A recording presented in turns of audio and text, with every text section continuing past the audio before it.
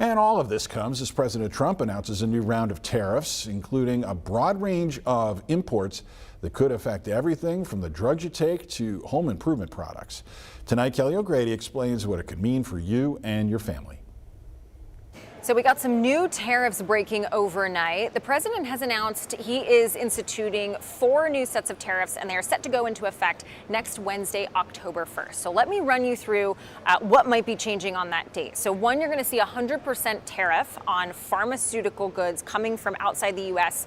Into the country. You're also going to see a 50% tariff on kitchen cabinets and bathroom vanities, a 30% tariff on upholstered furniture, and then a 25% tariff on heavy-duty trucks. So think your big rigs. And I know a lot of you at home are saying, well, I don't drive a big rig, so that doesn't impact me. But truck drivers, the trucking industry, it does power our supply chain. It is often how goods reach you at the grocery store or whatever product you might be buying at the store. And so if that were to cost a little bit more, it could potentially trickle down to some of the prices that you see at the store. But I want to zero in on pharmaceuticals for a second, because that's really the big one.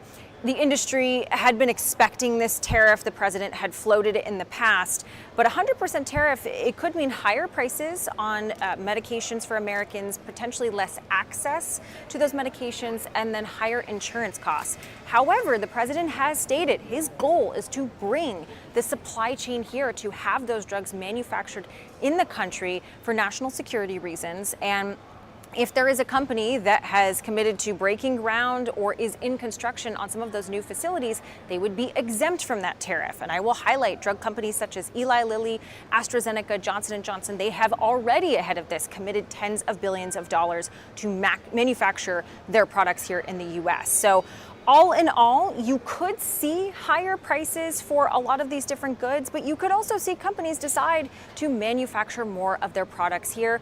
Or some of these companies may also decide to eat some of that tariff versus passing it on to you, the consumer. So it is going to be a wait and see, and you really wouldn't see or feel the impact of these tariffs for another few months or so. Kelly O'Grady, CBS News, New York.